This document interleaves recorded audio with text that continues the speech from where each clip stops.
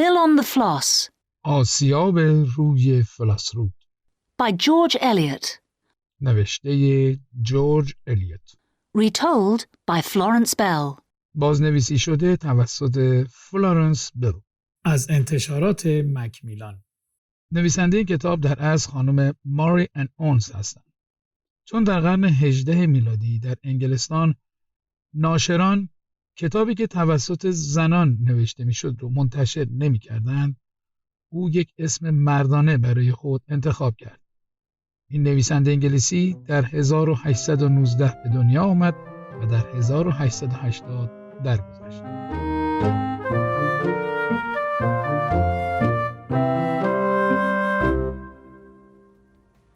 Chapter 4. Philip Wakem. فصل 4. فیلیپ ویکم. In 1830, Tom Tulliver was 13 years old. در سال 1830 تام تالیور 13 ساله بود. He had been living at Mr. Stelling's school for 2 years.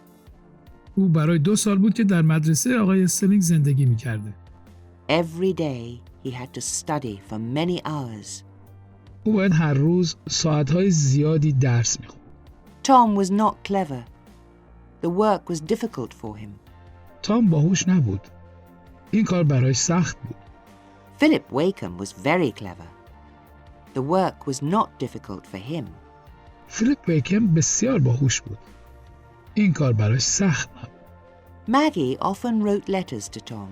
مگه اغلب به تام نامه می‌نوشت. Maggie was 11 years old. She was clever.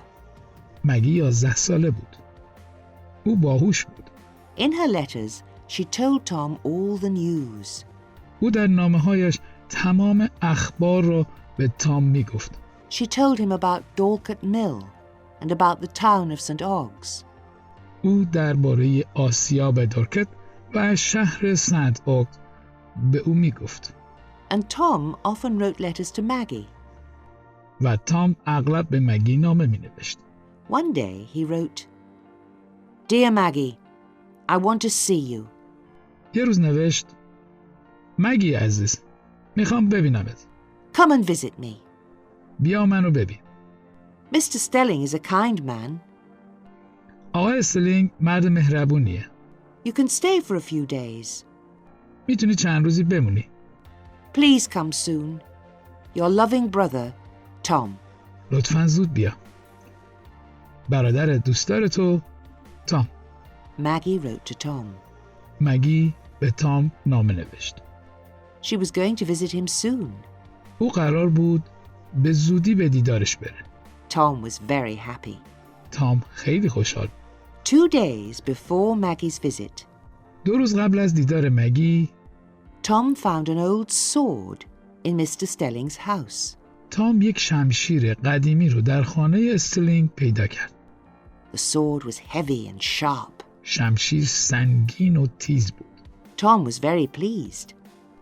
تام خیلی خوشنود بود. I will show this sword to Maggie.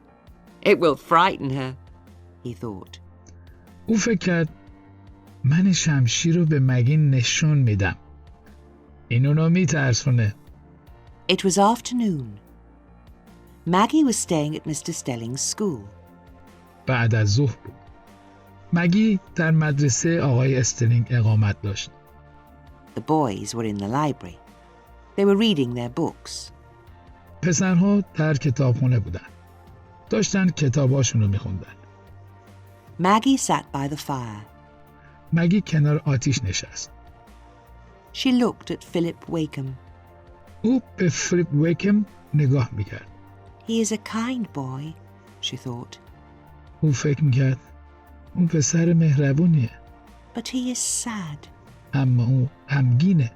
And Philip looked at Maggie. و فیلیپ به مگی نگاه میکرد. She has beautiful dark eyes, he thought. او فکر میکرد او چشمان سیاه زیبایی داره. She is a kind and gentle girl. او یه دختر مهربون و باوقاره. At last, Tom closed his book. بالاخره تام کتابش رو بست. Come upstairs with me, Maggie, he said. او گفت با من بیا بالا مگی. I've got a secret. من رازی دارم. Tom and Maggie went upstairs to an empty room. تام و مگی به طبقه بالا به یک اتاق خالی رفتن. Turn round and shut your eyes, Tom said. تام گفت برگرد و چشماتو ببند. Maggie shut her eyes for a few moments. مگی برای چند لحظه چشماش رو بست. Then she opened them. سپس بازشون کرد. Tom was holding a sword. تام یه شمشیر دستش داشت. Look, Maggie, he said. تام گفت ببین مگی I'm a soldier. 1, 2, 3. من یک سربازم. 1 2 3. Oh, Tom, Maggie said. مگی گفت اوه تام I'm frightened. Be careful. من خیلی ترسیدم. مراقب باش. Suddenly, Tom moved the sword quickly, ناگهان تام شمشیر رو به تندی حرکت داد. but he was not careful. اما مراقب نبود. He cut his foot with the sword. او با شمشیر پاشو برید. Oh! He shouted. او فریاد زد اوه! Then he fell onto the floor. و افتاد کف اتاق. Tom's dead! Maggie shouted. Tom's dead! مگی فریاد زد تام مرد! تام مرد! Tom was not dead, تام نمرده بود. but his foot was badly hurt. اما پاش بدجوری آسیب دیده بود. Tom had to stay in bed. تام باید در رخت خواب میموند. Maggie took care of him. مگی از او مراقبت میکرد. She stayed at the school for a week. او 1 هفته در مدرسه ماند.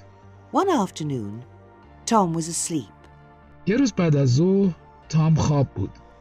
Maggie and Philip were sitting in the library. مگی و فلیپ در کتابخونه نشسته بودن. Maggie, I do not have a sister, Philip said quietly. فلیپ به آرامی گفت مگی من خواهر ندارم. Will you be my sister? خواهر من میشی؟ I love you, Maggie. من تو رو دوست دارم مگی. I love my brother, Maggie replied. مگی پاسخ داد من برادرم رو دوست دارم. But I love you too, Philip. اما تو رو هم دوست دارم فلیپ. I'm going away to school soon. من به زودی به مدرسه میرم. I will not see you again. دیگه تو رو نخواهم دید. I will never forget you, Maggie, Philip said. فلیپ گفت من هرگز تو رو فراموش نمی کنم مگی. I will never forget your beautiful dark eyes. من هرگز چشمان سیاه زیبای تو رو فراموش نمی کنم. Thank you, said Maggie. مگی گفت متشکرم And she kissed Philip quickly. و به سرعت فلیپ رو بوسید. ادامه داستان رو در قسمت بعد ببینید. امیدوارم خوشتون اومده باشه.